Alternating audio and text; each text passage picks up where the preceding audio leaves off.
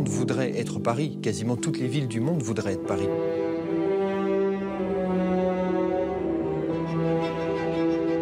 Berlin a adopté un parti diamétralement opposé à Paris, et puis alors autrement plus moderne. L'une des plus anciennes capitales du continent européen et l'une des plus récentes. Paris et Berlin se sont affrontées. Elles se sont réconciliées, se sont influencées et ont écrit ensemble une histoire tumultueuse.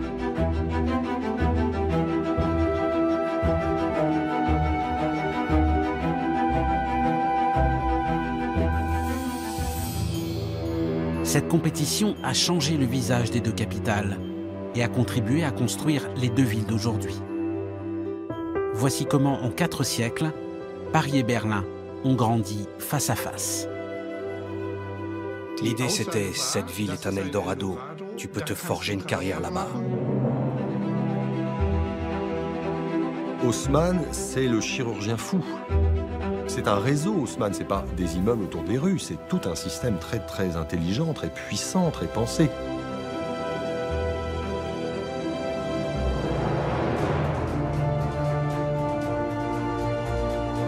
Berlin, en 1940, c'est la ville la plus dense dans le monde.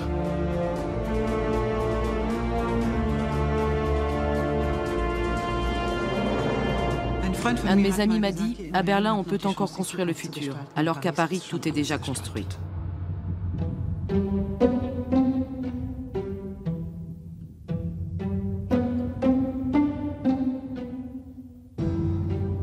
Nationalisme français contre impérialisme prussien.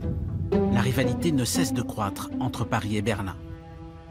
Avec Eugène Haussmann et James Obrecht, les deux capitales sont en pleine métamorphose. Paris a changé de visage, avec le percement de plusieurs dizaines de grandes avenues. Au même moment, Berlin devient une capitale industrielle et s'apprête à surpasser Paris. Avec Bismarck et Napoléon III, les deux villes sont désormais à la veille d'un nouvel affrontement.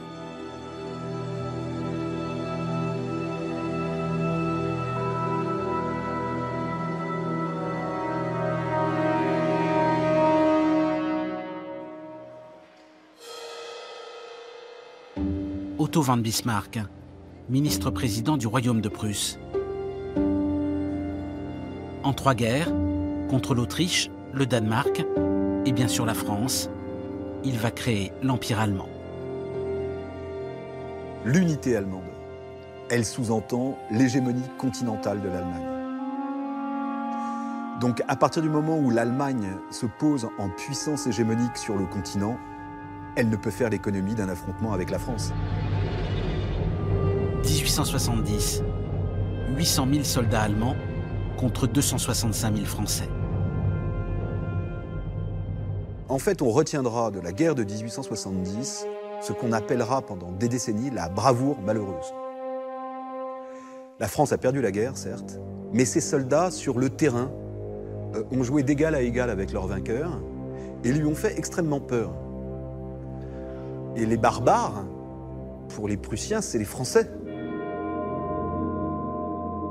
Septembre 1870. Les soldats allemands sont aux portes de Paris.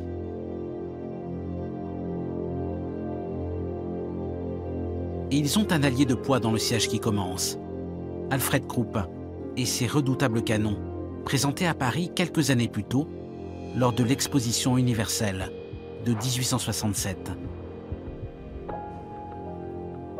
L'enceinte construite en 1840 autour de Paris, à l'initiative d'Adolphe Thiers, n'a donc aucune efficacité. Positionnés à l'extérieur, les canons d'Alfred Krupp pilonnent la ville, au rythme de 2 obus par minute. Ils peuvent atteindre des cibles situées à plus de 2 km. En à peine 6 mois, l'Allemagne a écrasé la France.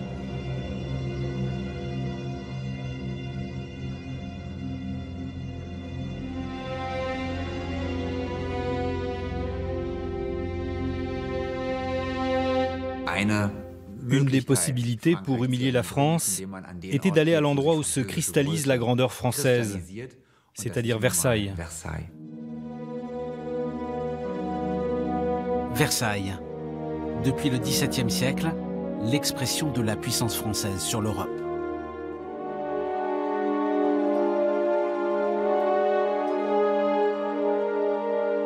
Les plafonds de la Galerie des Glaces racontent en effet les conquêtes de Louis XIV, en direction des provinces du Saint-Empire romain germanique, des territoires qui, pour la plupart, font partie de la Nouvelle-Allemagne.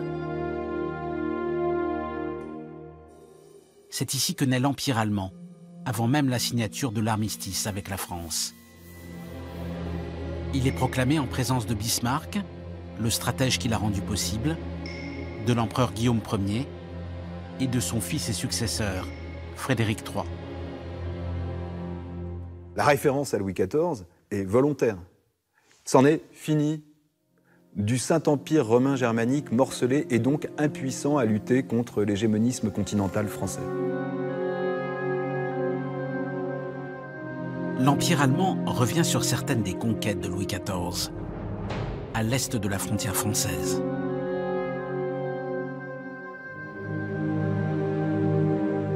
L'Alsace et une partie de la Lorraine ont été intégrés au royaume de France à la fin du XVIIe siècle. Elles reviennent à l'Allemagne 2 siècles plus tard et par cette annexion mettent un point final à la constitution de l'Empire, telle que l'a voulu Bismarck. L'unité est faite. Et une fois que l'unité est faite, il faut bien sûr que dans la capitale de la Prusse, devenue maintenant la capitale du nouvel empire, il y a un certain nombre de bâtiments qui symbolisent l'unité achevée et l'unité gagnée par la victoire.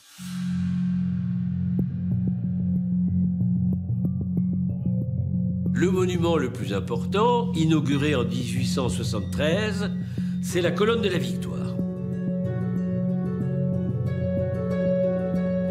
Une colonne qui a la forme d'une colonne ionique, avec des cannelures, et à l'intérieur de ces cannelures, on a mis des canons pris aux Danois, aux Autrichiens et aux Français. C'est cependant la France, bien plus que l'Autriche et le Danemark, qui tient le premier rôle sur la mosaïque de la colonne de la Victoire. La colonne de la Victoire célèbre la guerre remportée sur les Français et fait le lien avec la fondation de l'Empire allemand.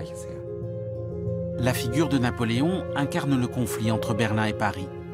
Napoléon qui a occupé la Prusse et les autres royaumes allemands à peine 60 ans auparavant.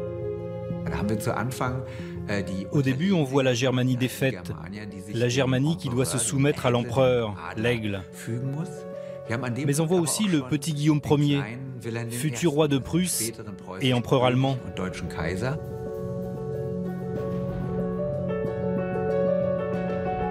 Et on voit dans un autre coin l'esprit maléfique, le diable, et le diable a le visage de Napoléon Ier.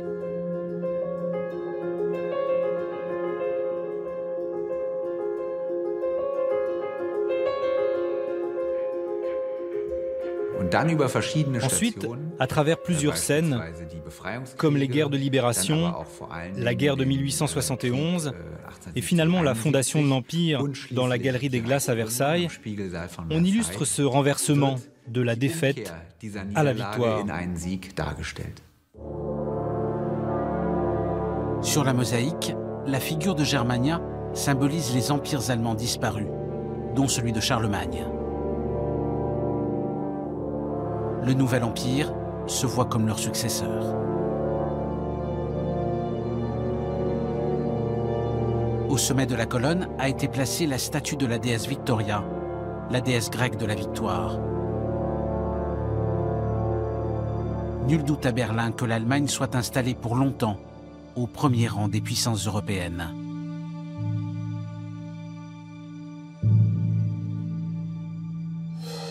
D'autant que Paris connaît immédiatement après la défaite la guerre civile. 2 France sont face à face, la France de Versailles et la France de la Commune de Paris. La Commune est une tragédie parce qu'elle survient sous le regard des vainqueurs, que c'est une guerre civile, que des Français tuent des Français, que des soldats français sont libérés de leur camp de détention en Allemagne pour aller tuer d'autres Français. Et que cette insurrection va s'achever par un bain de sang, la fameuse semaine sanglante, au cours de laquelle des milliers d'hommes vont mourir, et au cours de laquelle une partie, et sans doute la plus prestigieuse du patrimoine architectural parisien, sera détruite. Dans l'Opéra Royal de Versailles, où sont réunis les députés nouvellement élus, Adolphe Thiers préside le bloc majoritaire. Il veut la paix et accepte de payer les dommages de guerre au nouvel empire allemand. 5 milliards de francs or, un montant considérable. Mais à Paris, on s'y refuse. Les communards ont clairement menacé les Versaillais de mettre le feu à la ville tout entière si jamais ils pénétraient dans Paris. C'était une sorte d'argument jusqu'au boutiste. Si vous essayez de réprimer la commune ne laissera derrière elle qu'un champ de ruines fumantes. Les Versaillais ignorent les avertissements. L'armée prend la capitale. En une semaine, la commune est écrasée. Une semaine terrible qui laisse le cœur de Paris en cendres. L'incendie du château des Tuileries, qui est le plus spectaculaire, parce que c'est évidemment le grand monument manquant aujourd'hui de Paris. Des grandes administrations, le Conseil d'État, la Cour des comptes, des lieux qui représentent la construction de la société bourgeoise comme la Légion d'honneur, des incendies de maisons privées aussi, qui sont contaminés par les incendies. Hein. Il y a eu des grandes destructions rue de Lille, par exemple. Et puis une chose à laquelle peut-être on pense moins, c'est que tous ces monuments incendiés n'étaient pas vides. Incendie de la bibliothèque de l'Hôtel de Ville, 200 000 ouvrages brûlés avec des manuscrits. Incendie des archives, archives de la ville de Paris avec toute la mémoire du peuple de Paris qui est brûlée, ce sont les registres de l'état civil. Et nous n'en avons plus que des copies par bribes en réalité. Et donc la commune anéantit aussi la mémoire des pauvres, la mémoire du peuple. L'Hôtel de Ville, un palais Renaissance construit au XVIe siècle. La façade sera reconstruite, mais pas les intérieurs, disparus à jamais. Le palais des Tuileries, signé par l'un des plus grands architectes de la Renaissance, Philibert Delorme. Napoléon III venait d'y faire d'importants travaux, le reliant au palais du Louvre. Ses splendeurs sont parties en fumée. Le palais des Tuileries, c'était un des plus beaux, avec le Louvre, c'était le plus beau palais de Paris quand même. C'était la résidence des rois d'ailleurs. Ils habitaient pas tellement au Louvre, ils habitaient aux Tuileries. Hein.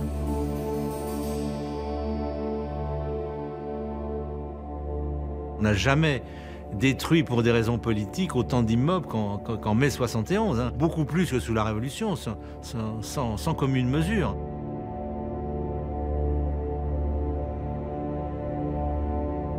Évidemment, on a essayé de justifier après coup ces incendies en expliquant qu'ils n'avaient été allumés que pour retarder l'avance des armées versaillaises. Mais ça, c'est Marx qui l'a dit 2 mois ou 3 mois après la Commune devant le Conseil de la Première Internationale, mais c'est archi faux.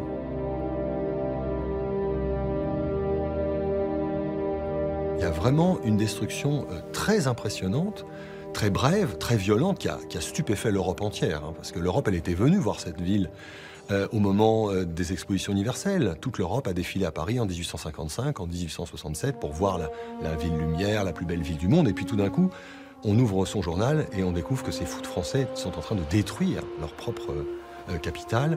Et ça va frapper les esprits. Ça va aussi engendrer, c'est peu connu, mais un tourisme des ruines. Hein. L'agence Thomas Cook va organiser des voyages à Paris pour que les Anglais viennent voir Paris détruit par son propre peuple. Une défaite militaire, une révolution avortée, Paris est à genoux.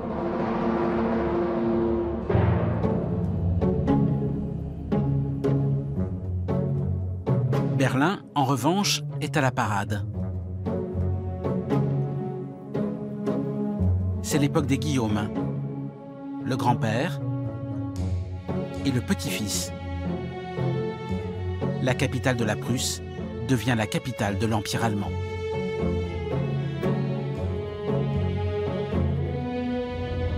Guillaume II, il aimait bien se déguiser. Il changeait plusieurs fois dans la journée ses costumes. Et il déguisait ses bâtiments aussi.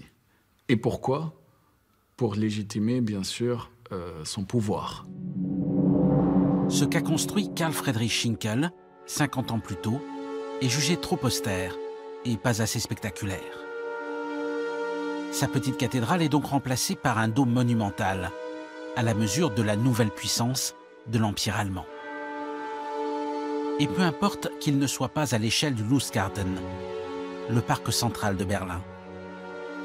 Peu importe que le grand architecte ait imaginé un espace équilibré avec le vieux château, le nouveau musée et une cathédrale aux proportions modestes. Le nouveau dôme règle en effet la question d'une vieille compétition. Il mesure 115 mètres de haut, contre 101 mètres pour le dôme des Invalides, à Paris.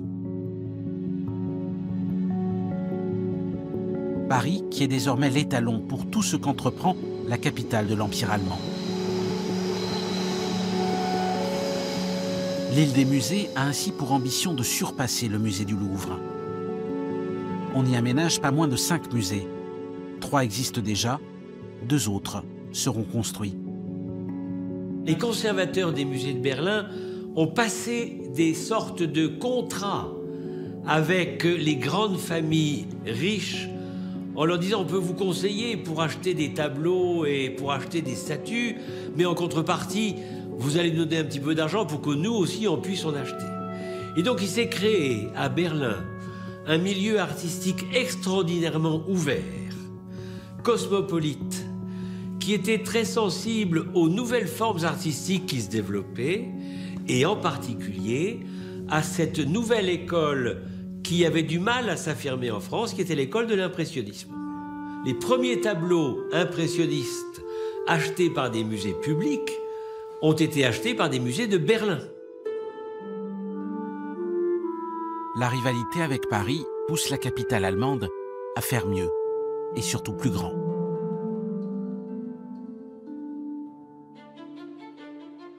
Le Reichstag est un palais aux immenses proportions. Rien à voir avec le petit palais Bourbon à Paris. Et puis Bismarck, qui connaît bien la capitale française, où il a été ambassadeur, lance le Kurfürstendamm, la nouvelle avenue prestigieuse de l'ouest de Berlin. Et ce Kurfürstendamm est une reprise des Champs-Élysées, mais en plus grand. Et comme cette avenue n'a pas d'histoire, on en crée une, avec l'église du Souvenir que Guillaume II fait construire en l'honneur de son grand-père, Guillaume Ier. Le style néo-roman renvoie à l'époque de Charlemagne, l'époque du Premier Empire germanique. Sur cette avenue, les façades sont surchargées pour exprimer la nouvelle richesse d'une bourgeoisie dont la fortune explose avec l'unité allemande. Maintenant, on prend n'importe quel style de l'histoire et on peut même les mélanger au sein d'un seul bâtiment. Ce qui était très à la mode à l'époque, c'était par exemple le style chinois, un style oriental. C'est vraiment la bourgeoisie qui veut exprimer son nouveau statut dans la société à travers cette ornementation des façades et aussi des intérieurs. Berlin, qui était jusqu'ici une ville pauvre, industrieuse, et dont la culture était austère, découvre les plaisirs du luxe.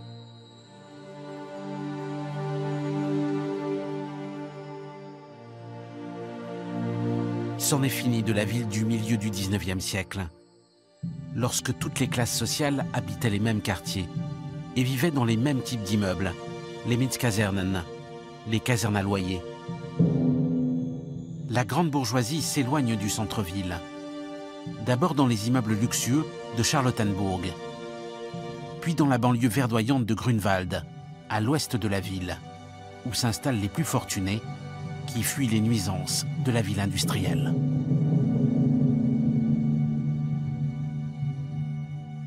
À Berlin, comme à Paris ou à Londres, les fumées qui sentent mauvais vont en général vers l'Est. Et n'oublions pas que Berlin était devenue à ce moment-là la première ville industrielle de l'Allemagne.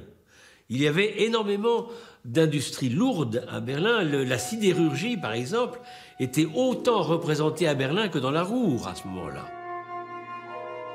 Grunwald, c'est le paradis aux portes de la grande ville industrielle.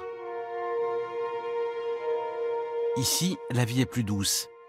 Les tensions sociales n'ont plus lieu d'être et les tensions raciales s'évanouissent.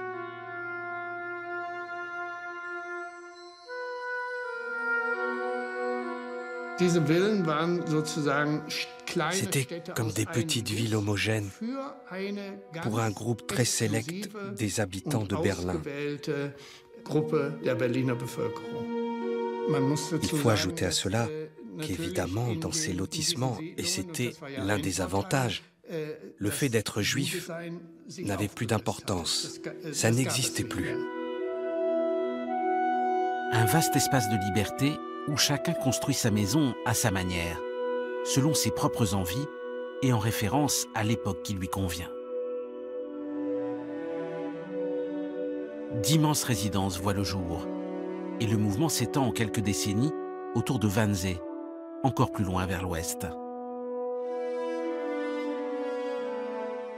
Wannsee, où s'installent les plus riches, suscitant toutes les convoitises de ceux qui n'ont pas la chance de pouvoir quitter, alors, le centre de la grande ville industrielle.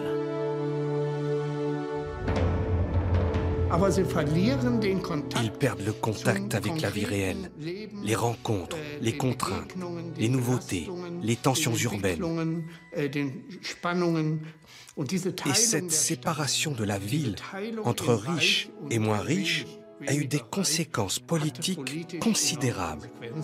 Finalement, c'est la lutte des classes incarnée dans la construction.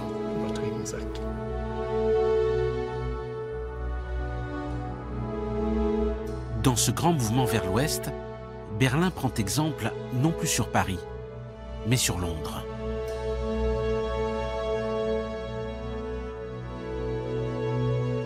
Car Paris, à cette époque, suit le mouvement inverse. La classe bourgeoise, au lieu de quitter la capitale, réinvestit le cœur de la ville. Ni la guerre de 70, ni la Commune de Paris n'ont interrompu ce grand mouvement. Au contraire, 4 ans à peine après la défaite, Paris inaugure en grande pompe son nouvel opéra. Les dommages de guerre ont été payés intégralement à l'Allemagne l'année précédente.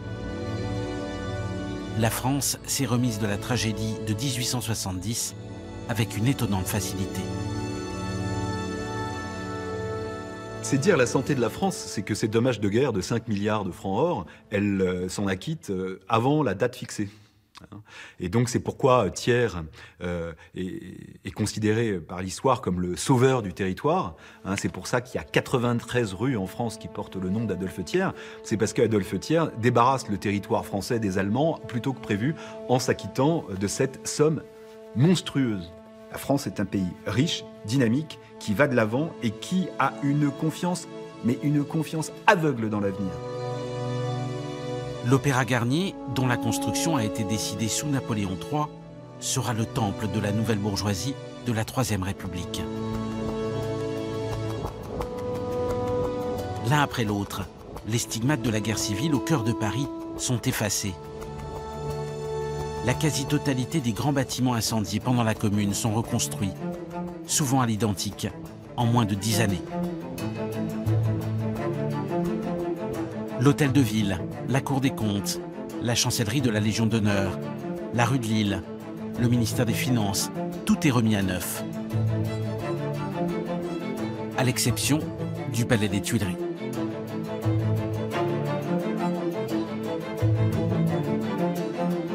Il aurait été possible de le restaurer. Le Palais des Rois et des Empereurs est pourtant détruit par la Nouvelle République, qui veut faire de ce passé table rase. il était clair que techniquement, ce n'est pas un problème. Il y avait des pierres calcinées, il y avait une structure qui avait résisté, il fallait refaire beaucoup d'éléments. Mais la jeune République, qui avait fait du président de la République un personnage fantoche, qui n'avait pas de rôle majeur comme nous le connaissons dans la Ve République, n'avait pas besoin d'un palais. On l'a mis dans un hôtel particulier, très peu visible monumentalement. Ce qui est visible, c'est l'hôtel de ville, reconstruit, et le Parlement sur la place de la Concorde. Ce sont les vrais lieux de ce nouveau pouvoir républicain. Le président est un aspect du décor, et certainement pas dans le château des Tuileries reconstruit. Donc le régime républicain a signé en fait son installation spatiale par ce vide monumental. À la place de ce grand lieu de pouvoir, il n'y aura plus désormais que le grand vide du jardin des Tuileries. Une manière de signifier que les régimes précédents appartiennent désormais au passé. La France nouvelle préfère regarder l'avenir et l'exprime à travers l'organisation des expositions universelles. 3 expositions se succèdent, une tous les 10 ans. 1878, c'est l'exposition qui témoigne des forces recouvrées de la patrie vaincue. Manière de dire au monde, voilà, nous nous sommes redressés et désormais il va falloir à nouveau compter avec nous. 1889, c'est l'exposition qui démontre le triomphe de la République. Paris est la ville du mouvement perpétuel, la ville moderne, la ville lumière par excellence, et c'est le phare de la civilisation. Et ce que dit 1900, c'est Paris est le phare de la civilisation. On croyait la France vaincue, humiliée, épuisée. Paris revient aux yeux de tous comme la capitale d'un pays inventif, qui semble déjà vouloir prendre sa revanche. En à peine 40 ans, Paris a opéré une profonde mutation. D'une ville archaïque, trop petite et trop dense pour aborder les défis de son époque, elle est devenue une métropole européenne et une capitale industrielle de premier plan. Et elle s'est faite une spécialité. Les industries du luxe, bien sûr, mais aussi les industries d'avenir. Dans Paris intramuros, il y avait Citroën, il y avait Delahaye, il y avait Rosengart, il y avait Panhard et Levasseur. L'industrie de la carrosserie de luxe en France détrône l'Angleterre, détrône l'Allemagne, si bien qu'en 1880, une voiture de luxe sur 2 exportée dans le monde est une voiture française. Dans le 15e arrondissement, il y avait des fabriques de dirigeables, les premières fabriques d'aéroplanes, les frères Farman, Voisin. Donc c'est une ville très industrielle, comme par exemple les Berlin. La population de Paris suit l'expansion industrielle. 1 900 000 habitants après la guerre de 1870, 1 million de plus en 1913. Mais à Berlin, où la croissance industrielle est encore plus rapide, le rythme est encore plus soutenu. Tous les 10 ans, la ville compte 300 000 habitants supplémentaires.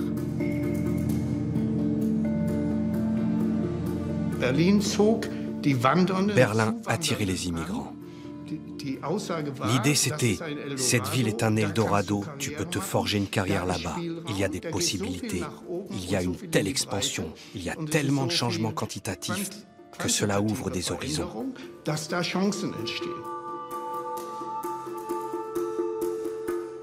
Après avoir brillé dans la construction ferroviaire et la sidérurgie, Berlin se lance dans les années 1880 dans 2 secteurs d'avenir, la chimie et l'électricité. C'est sur la place des Gendarmes que l'on teste pour la première fois l'éclairage public électrique. Le point de départ d'une formidable aventure.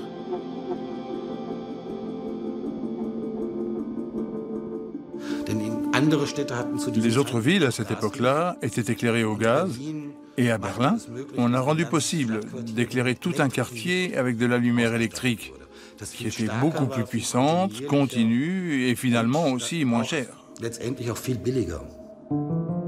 Werner von Siemens, l'inventeur de la dynamo, a choisi Berlin pour développer son activité. De même que Émile Rathenau, le patron de l'AEG, qui rachète le brevet de l'ampoule électrique à Thomas Edison, à New York. Berlin doit à ces deux hommes son nouveau surnom, Electropolis.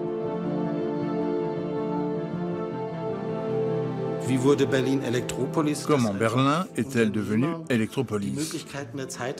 Des entrepreneurs ont compris les possibilités que cette époque leur offrait. Et c'est ainsi que Siemens s'est spécialisé dans la fabrication des turbines électriques et est devenu rapidement leader mondial. Il l'est d'ailleurs toujours en partie aujourd'hui.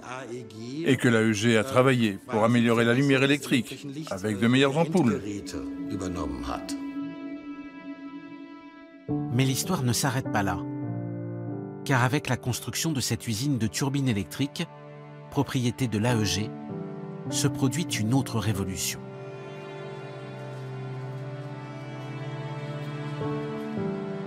L'AEG recrute en effet Peter Behrens, architecte de grand talent, comme conseiller artistique de l'entreprise. Et le coup d'essai de Behrens est un coup de maître. Il bâtit l'usine vedette de l'entreprise électrique, la halle des turbines. Une usine dont il fait un temple de verre et de métal. Jamais jusqu'ici, une architecture antique n'avait été utilisée de cette façon pour un bâtiment industriel.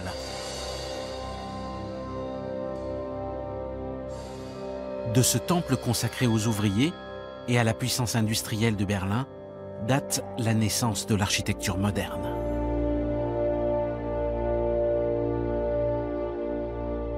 Et ce n'est pas tout, puisque Peter Behrens ne s'occupe pas seulement d'architecture. Il dessine également le sigle de l'AEG, en forme de nid d'abeille. Et il est chargé d'imaginer le design de tous les produits de l'entreprise.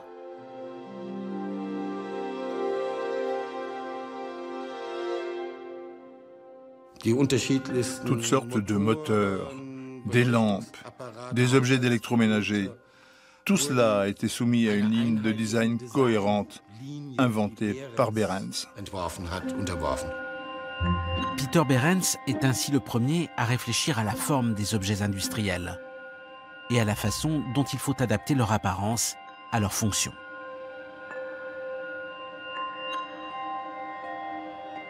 À ma connaissance, c'était le premier designer industriel qui a défini l'identité d'une société à part entière. Le bureau de Peter Behrens, au moment de la construction de la halle des turbines, est une équipe exceptionnelle. Parmi ses collaborateurs figurent 3 futurs géants de l'architecture du XXe siècle. Walter Gropius, le jeune Le Corbusier, qui fait un stage de quelques mois à Berlin, ainsi que Mies van der Rohe. On a souvent dit que le bureau de Peter Behrens, avant la Première Guerre mondiale, était un laboratoire de la modernité. À l'occasion de la construction de la halle des turbines, Mies van der Rohe réalise d'ailleurs la première façade de verre. Une innovation révolutionnaire qui va changer le visage des villes modernes. Il appliquera ainsi ce procédé au gratte-ciel de verre, dont il dessinera bientôt le prototype et qu'il construira plus tard, une fois installé aux États-Unis. Bien avant la Première Guerre mondiale, à Berlin, sont donc nés l'architecture moderne et le design industriel, qui feront bientôt la réputation de l'Allemagne tout entière. Tout le contraire de Paris, où les portes du XXe siècle vont s'ouvrir avec bien plus de difficultés.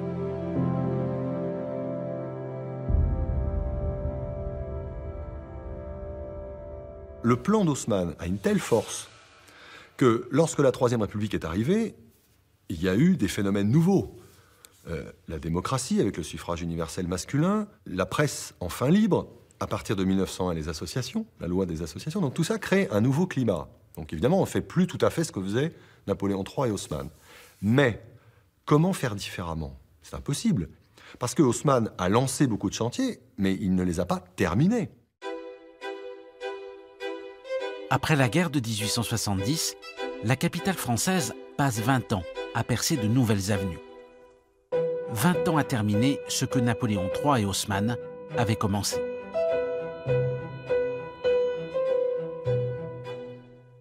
Et puis un jour, un grain de sable vient gripper cette formidable mécanique. Un grain de sable sans lequel un magnifique quartier aurait disparu. Et l'Académie française aurait sans doute été amputée. La rue de Rennes est la première avenue qui se soit heurtée à une opposition insurmontable. La rue de Rennes, qui commence sa course à la gare Montparnasse, qui arrive boulevard Saint-Germain et qui s'arrête. L'administration décide pourtant que la rue de Rennes doit dépasser le boulevard Saint-Germain et continuer sa route jusqu'à la Seine. Et peu importe que pour y parvenir, il faille sacrifier ce très beau quartier. Et progressivement, l'idée de terminer la rue de Rennes va devenir insupportable. Comment oserait-on démolir ce merveilleux quartier de la rue Jacob, de la rue Bonaparte, ces petites rues merveilleuses qui aujourd'hui sont peuplées d'immeubles du XVIIe et du XVIIIe siècle. Dans les journaux, les intellectuels, les photographes, les académiciens, tout le monde dit « mais attendez, ce très beau quartier doit subsister ». Et l'administration n'a pas réussi à acheter le plus possible de maisons sur le tracé pour pouvoir enfin tracer. Donc tout était préparé, et pourtant, là, il y a un arrêt, le système haussmannien trébuche. Vestige de ce premier échec, la rue de Rennes commence au numéro 48. À cet endroit s'est arrêté le grand projet d'Haussmann et de son successeur, Jean-Charles Alphand.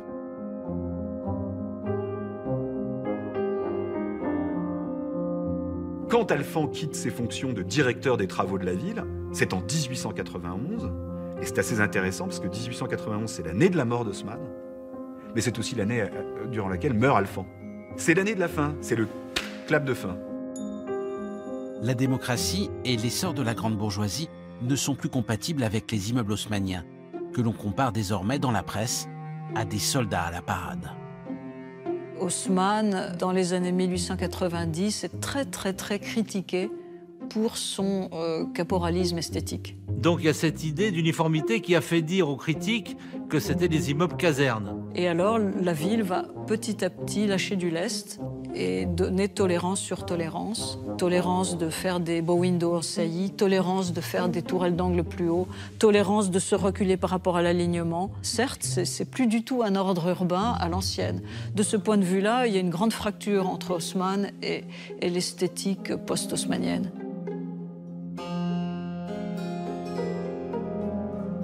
Au fond, il y a un grand rêve aristocratique qui se diffuse dans cette société bourgeoise. Et alors, comme il y a beaucoup de bourgeois, il y a beaucoup d'immeubles très riches, et les alignements successifs de ces richesses produisent une vision gargantuesque de la ville qui va, vous le savez, se retourner contre cette architecture qui va tout d'un coup devenir, pour les théoriciens du mouvement moderne, l'horreur absolue. Et Le Corbusier, le Bauhaus vont construire un discours qui est anti-décor. Mais pour l'instant, l'heure de la façade dépouillée n'est pas encore arrivée. Bien au contraire, on lance en 1898 le concours des façades. On veut à présent de la couleur. On apprécie les matières nouvelles, émaux, métaux, céramiques. On veut des formes novatrices, des jeux de lumière, des reculs et des avancées. On aime les références aux périodes anciennes, au grand style de l'histoire de France. Et puis on est curieux des techniques d'avenir. Avec cet immeuble de la rue Danton, primé par le concours des façades, en 1903, le béton armé fait son entrée au cœur de Paris. Son propriétaire, François Hennebique, est l'un des pionniers de cette méthode de construction révolutionnaire. tout est en béton, la façade est en béton, le décor est en béton, la structure, ça va de soi, les escaliers sont en béton, les cloisons sont en béton. Il a voulu montrer qu'on pouvait faire en béton quelque chose d'aussi décoré qu'un immeuble en pierre de taille.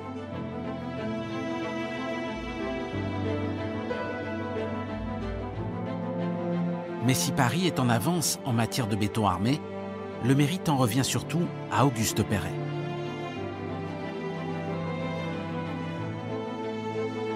En plein Paris, il l'utilise pour la construction d'un théâtre aux formes totalement ouvertes. Des formes qui offrent aux spectateurs une bien plus grande liberté.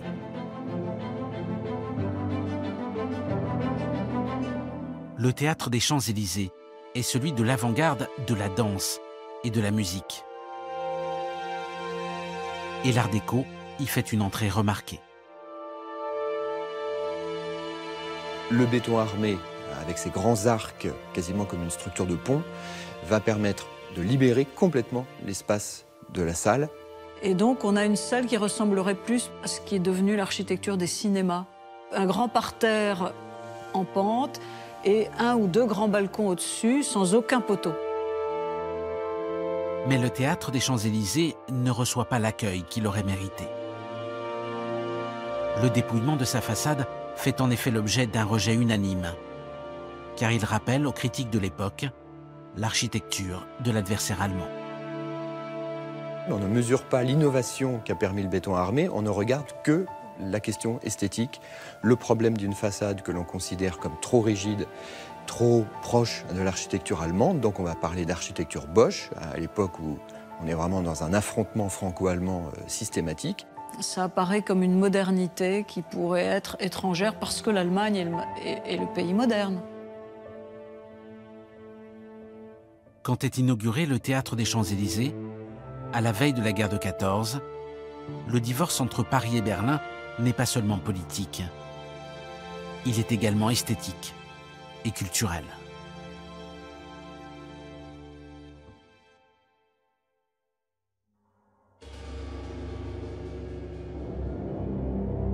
Ensuite, ce sont 4 longues années de sang et de ténèbres,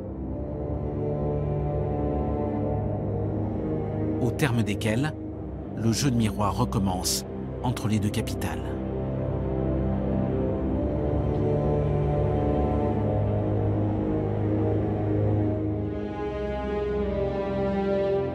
« 1918. C'est à nouveau Versailles qui est convoqué pour célébrer la victoire de l'un et sanctionner la défaite de l'autre.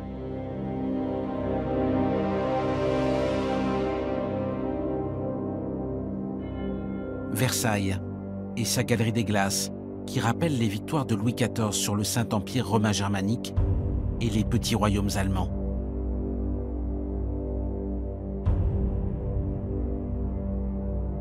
Versailles est le souvenir de l'humiliation de 1871, quand fut proclamé ici même l'Empire allemand sur les décombres de l'Empire français.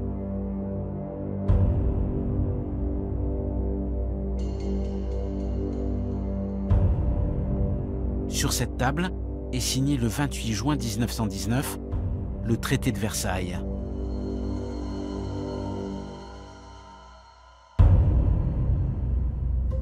L'Allemagne doit payer des dommages de guerre d'un montant considérable, 130 milliards de francs or. Et le pays perd 15% de son territoire, dont l'Alsace et une partie de la Lorraine, qui retournent à la France.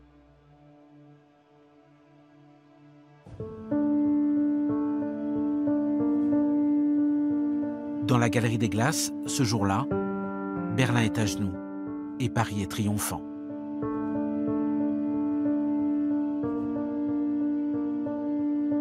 Alors que commence l'après-guerre, la question sociale est une fois encore au cœur de toutes les préoccupations, d'autant que partout en Europe grondent les sirènes de la Révolution.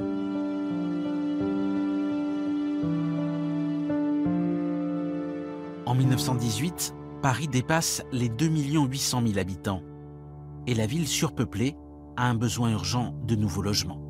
Si Paris s'est débarrassé du choléra grâce aux égouts d'Haussmann, un nouveau fléau s'est installé qui est la tuberculose, qui est un des fruits de cet entassement de population et de cette surdensité. Ce qui importe, c'est de loger ce monde ouvrier extrêmement présent dans Paris, extrêmement présent intramuros. Pour y parvenir, Paris a une chance inespérée. La fameuse enceinte de 1840, édifiée pour protéger la capitale du péril prussien, et qui occupe une surface considérable. Donc c'est un anneau qui fait sur son bord extérieur plus de 36 km sur une profondeur de 350 mètres à peu près. Je ne sais pas si vous imaginez la réserve foncière que ça constitue.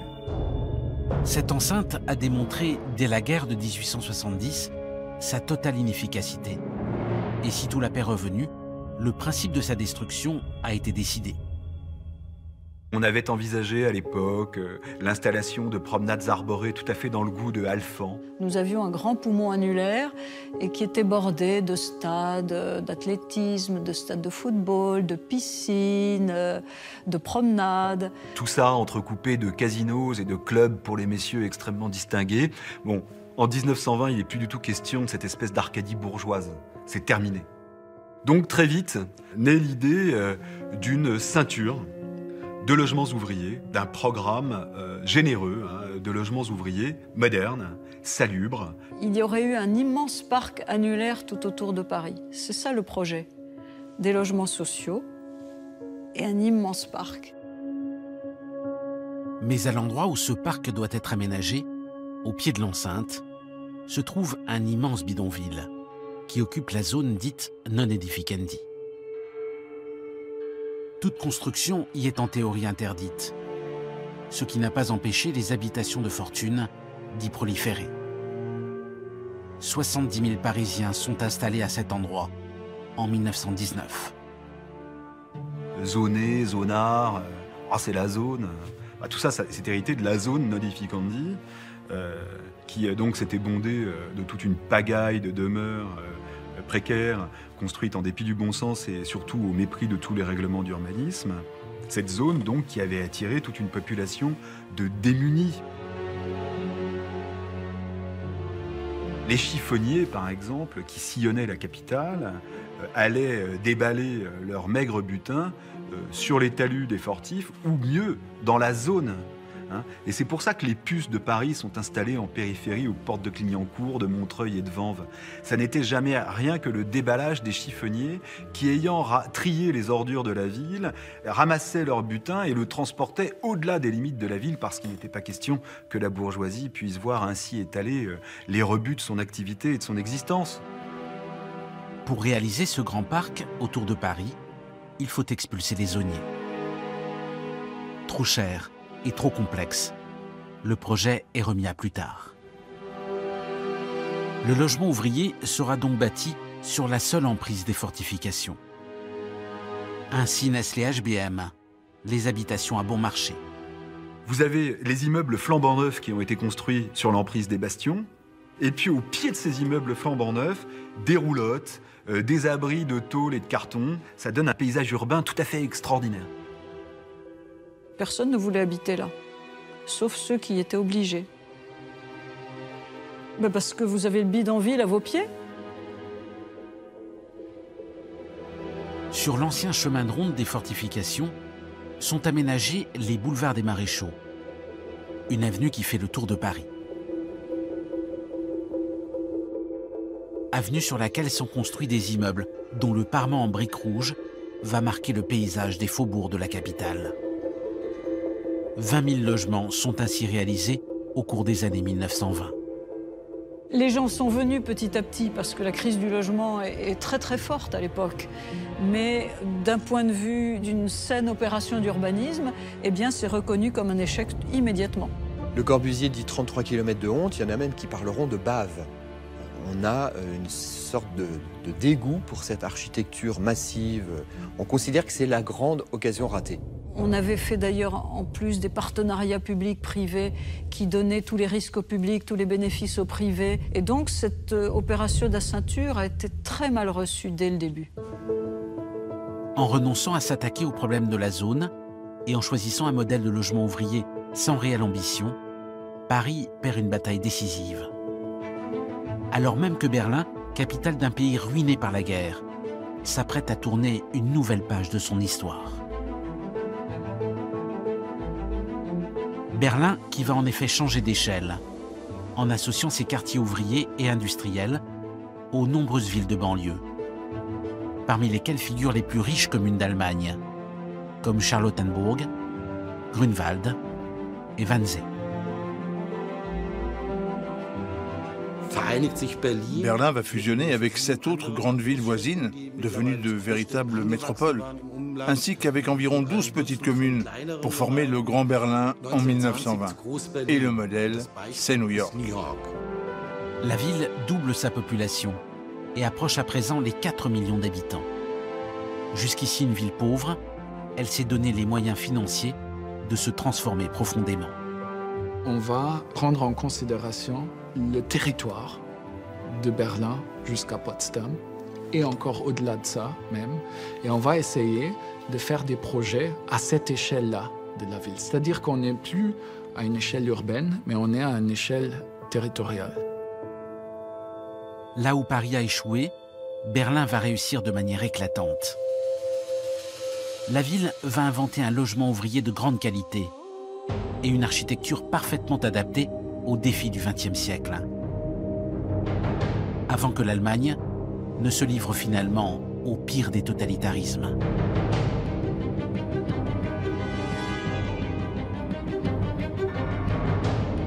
La compétition entre Berlin et Paris va bientôt tourner à la folie. Entre les deux capitales, ce sera alors une question de vie ou de mort.